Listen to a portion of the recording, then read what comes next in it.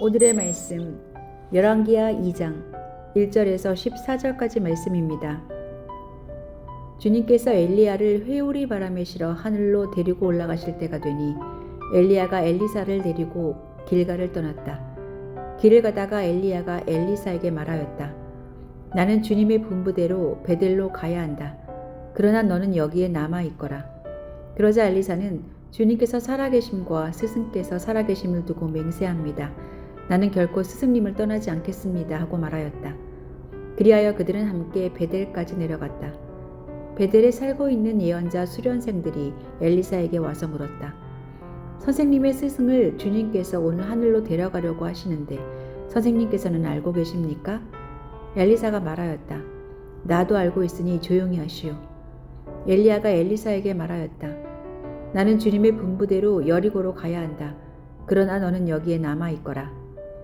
그러나 엘리사는 주님께서 살아계심과 스승께서 살아계심을 두고 맹세합니다. 나는 결코 스승님을 떠나지 않겠습니다 하고 말하였다. 그리하여 그들은 함께 여리고로 갔다. 여리고에 살고 있는 예언자 수련생들이 엘리사에게 와서 물었다. 선생님의 스승을 주님께서 오늘 하늘로 데려가려고 하시는데 선생님께서는 알고 계십니까?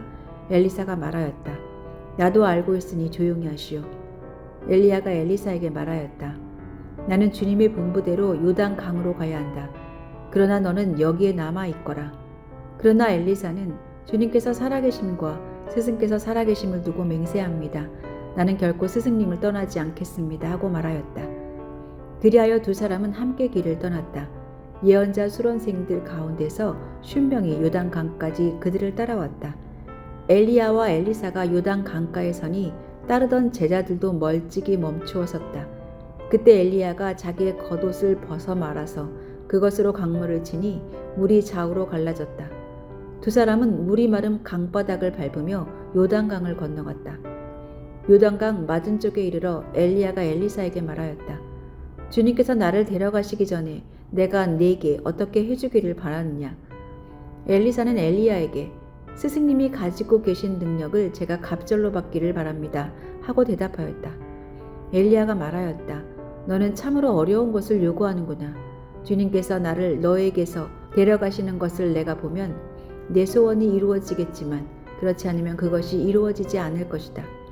그들이 이야기를 하면서 가고 있는데 갑자기 불병거와 불말이 나타나서 그들 두 사람을 갈라놓더니 엘리야만 회오리 바람에 싣고 하늘로 올라갔다. 엘리사가 그 광경을 보면서 외쳤다. 나의 아버지, 나의 아버지, 이스라엘의 병거이시며 마병이시여. 엘리사는 엘리야를 다시는 볼 수 없었다. 엘리사는 슬픔에 겨워서 자기의 겉옷을 힘껏 잡아당겨 두 조각으로 찢었다. 그리고는 엘리야가 떨어뜨리고 간 겉옷을 들고 돌아와 요단 강가에 서서 엘리야가 떨어뜨리고 간 그 겉옷으로 강물을 치면서 엘리야의 주 하나님, 주님께서는 어디에 계십니까? 하고 외치고 또 물을 치니 강물이 좌우로 갈라졌다. 엘리사가 그리로 강을 건넜다.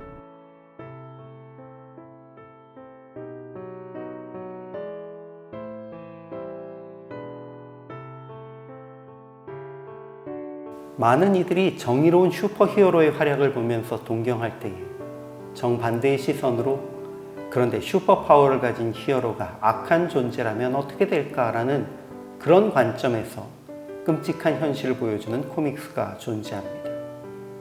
이 코믹스는 큰 힘에는 큰 힘이 따른다는 것을 강조하며 평범한 인간은 그 책임을 감당하기 쉽지 않음을 보여줍니다. 부자가 되는 것보다 더 어려운 것이 부를 잘 사용하는 것이고 권력의 정점에 선 것보다 더 어려운 것이 권력을 남용하지 않고 하나님의 뜻에 합당하게 사용하는 것입니다.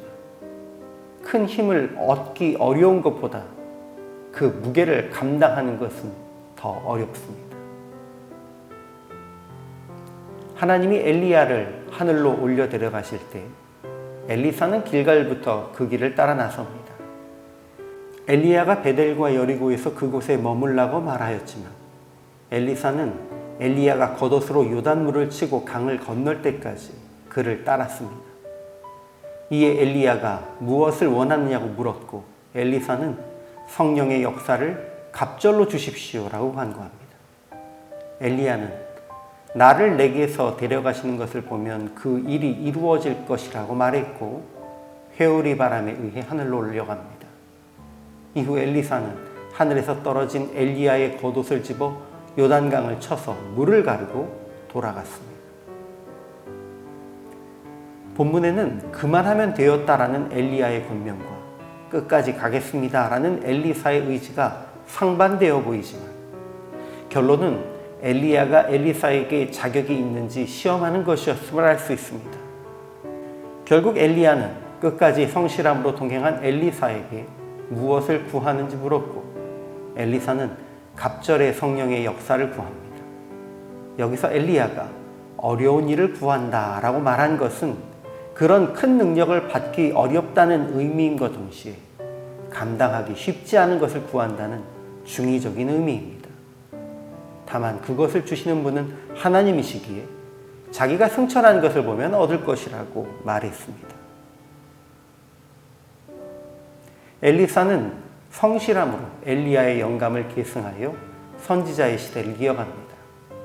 만일 엘리사가 엘리야의 권면에 따라서 중간에 멈추어 섰다면 그는 엘리야의 권능을 이어받지 못했을 것입니다.